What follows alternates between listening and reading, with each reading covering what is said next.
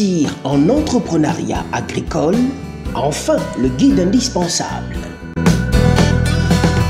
C'est l'histoire de Nicolas Touko, un jeune agricole qui a réussi à 32 ans. C'est aussi un recueil de stratégies éprouvées pour lancer son entreprise agricole. Disponible. Je suis Nicolas Aroton Touko, président de la coopérative de développement agricole CDA Nouillon. CDA Nouillon est une coopérative qui intervient essentiellement dans le domaine agricole, à savoir la production agricole, la production végétale, la production animale, la transformation, la pisciculture et la formation. Pourquoi investir dans le domaine agricole aujourd'hui?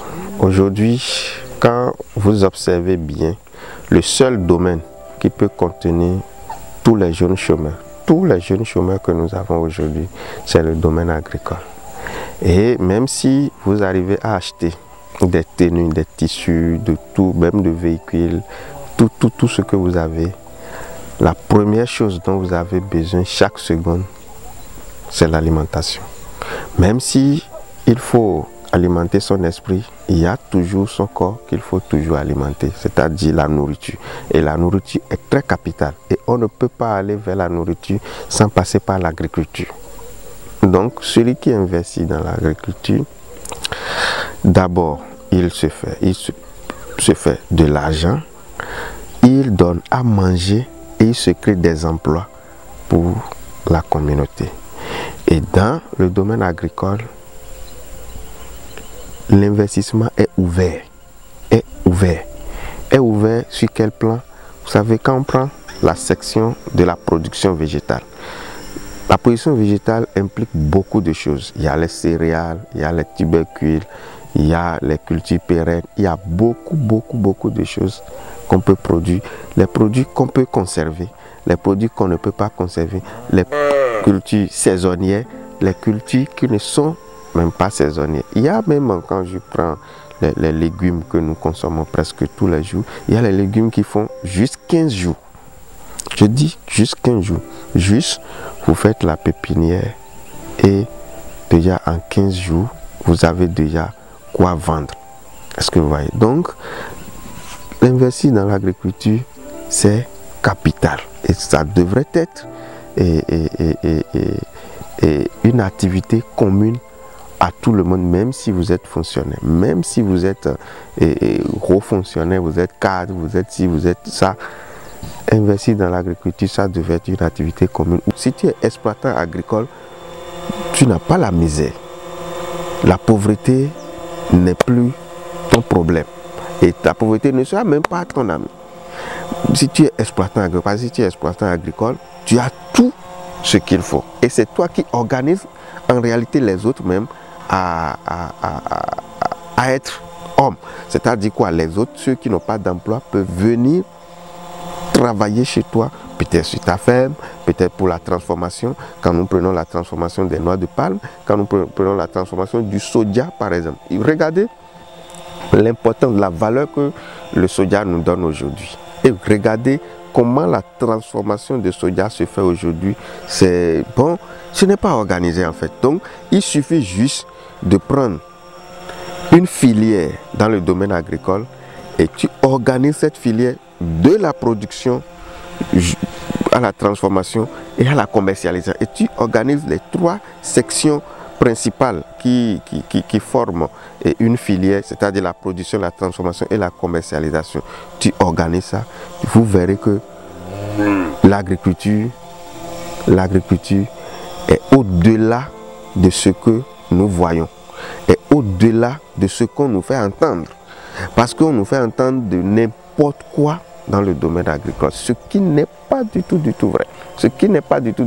Et ceux qui parlent aujourd'hui de l'agriculture, à plus forte raison pour nous, et que nous les écoutons, c'est des gens qui n'investissent pas dans l'agriculture. C'est des gens qui n'ont aucune connaissance pratique du domaine agricole.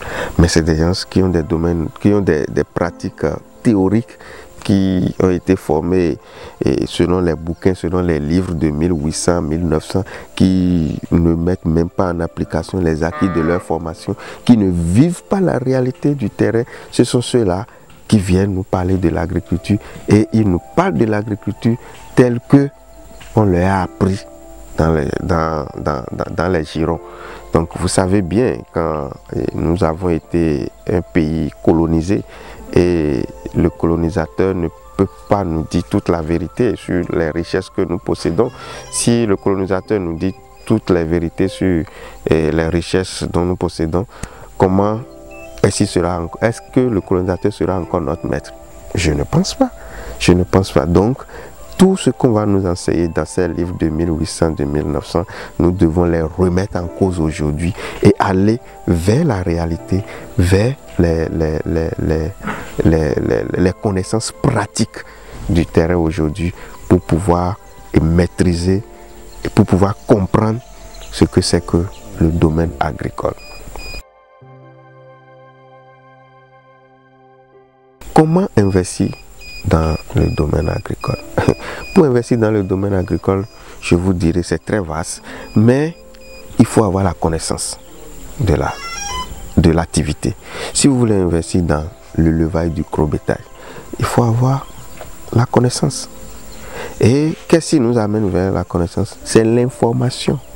Si tu n'as pas l'information, tu ne peux pas. Si tu as l'information, c'est l'information qui te forme.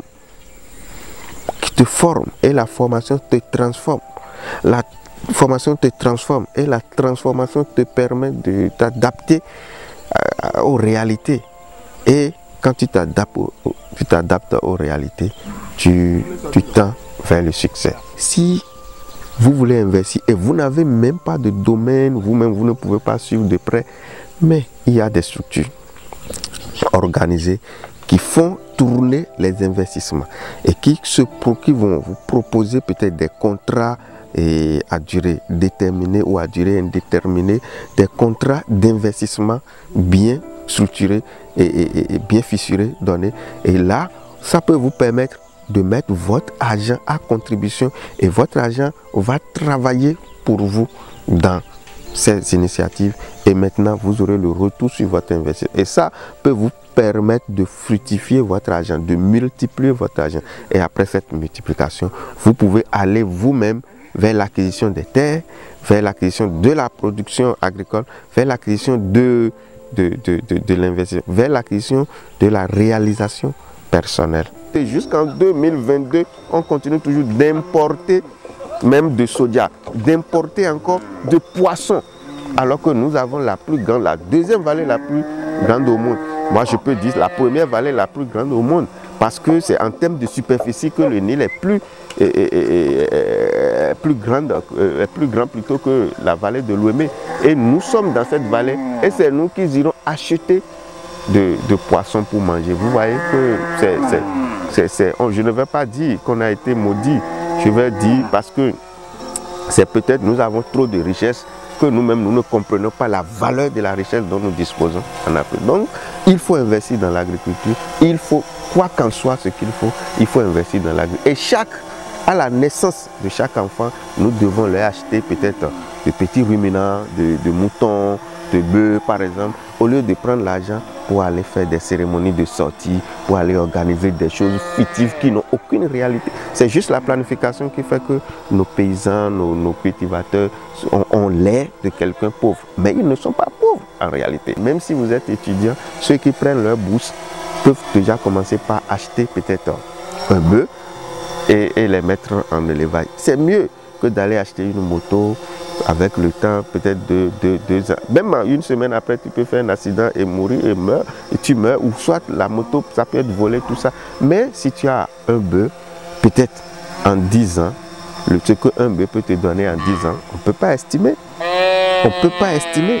Si tu as un bœuf, quelqu'un qui achète peut-être un couple de bœufs, c'est-à-dire un mâle et 4 femelles, en 5 ans, c'est quelqu'un qui peut se retrouver avec des millions après. Mais les gens ne comprennent pas. Les gens ne comprennent pas. Donc, il faut aller à l'école pratique des gens qui sont dans le domaine de façon pratique. Et aujourd'hui, vous allez voir le cadre que nous avons choisi pour ce que vous êtes en train de voir actuellement. C'est un cadre pratique. Et ici, quand vous venez ici, c'est l'un de nos sites de levage de gros bétail. C'est le plus petit site de levage de gros bétail d'ailleurs. Et ici, nous avons un certain nombre de têtes ici. Et ici, je vous le dis, je vous l'avais dit que c'est une coopérative, c'est pas un individu. C'est pas un individu, c'est une coopérative. Et nous avons des membres, nous avons des actionnaires, nous avons des investisseurs qui sont là, qui investissent et qui font tourner de l'argent. Et c'est tout ça qui fait vivre la coopérative. Et pourquoi pas vous? Pourquoi pas vous? Nous restons très ouverts à vous. Et peu importe là où vous êtes, vous pouvez passer, nous voir, nous sommes disponibles. Et notre objectif, c'est d'aller vers l'autonomisation, l'autosuffisance alimentaire en Afrique. Et si l'autosuffisance alimentaire en Afrique était une classe, était une école, il faut savoir que l'Afrique, les pays africains là, certains pays africains là, comme le nôtre aussi là, ils ont fait déjà plus de 60 ans au CI. En première année déjà là, ils ont déjà fait plus de 60 ans. Ils ont échoué en l'autosuffisance alimentaire. Parce que jusqu'à présent, les gens continuent toujours de nous envoyer du riz. Alors que nous sommes dans nous avons la vallée, la deuxième vallée la plus riche au monde. Les gens continuent toujours de nous amener poissons. Les gens continuent toujours de nous... Quelques temps après, maintenant, on va dire qu'il y a l'eau qui a tué tout. Oui, l'eau vient et l'eau ravage tout. Quelle exploitation, quelle utilisation on peut faire de cette eau? Et pourquoi il ne peut pas avoir une politique pour pouvoir organiser et retenir de l'eau et en exploiter après? Donc on ne peut plus continuer à faire de l'agriculture saisonnière, l'agriculture où on attend la pluie. Et que quand il pleut trop, c'est que les cultures meurent. Quand il ne pleut pas, les cultures meurent. Donc comme ça va être difficile. Donc les gouvernants peuvent repenser l'agriculture. Et pour repenser l'agriculture, il faut qu'ils se basent sur les réalités des uns et des autres de leur pays, au lieu de copier les réalités occidentales qui ne nous sont pas favorables. C'est l'Afrique qui devrait nourrir. C'est vrai que c'est l'Afrique qui nourrit le monde, mais c'est déguisé, on ne nous dit pas la vérité là. Mais nous devons travailler à ce que l'Afrique commence par aider les autres pays. L'Afrique commence par faire des aides alimentaires aux autres pays. Donc il faut que nous en produisons suffisamment, que nous dépassons notre consommation en production d'abord avant d'amener chez les autres. Mais aujourd'hui, on n'atteint même pas notre consommation. On n'atteint même pas notre consommation. On vient de faire récolte de maïs. D'ici 3 mois, vous allez voir que le maïs va devenir encore rare sur le marché. Donc on n'atteint même pas notre consommation.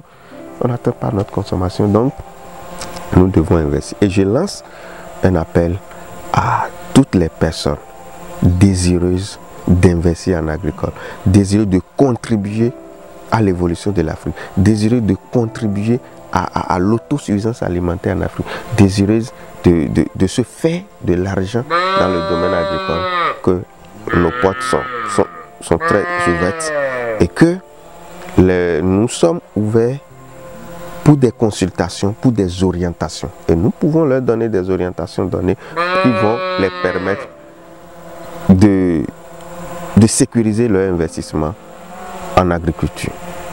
Je suis Nicolas Roton-Toucor. Je vous remercie.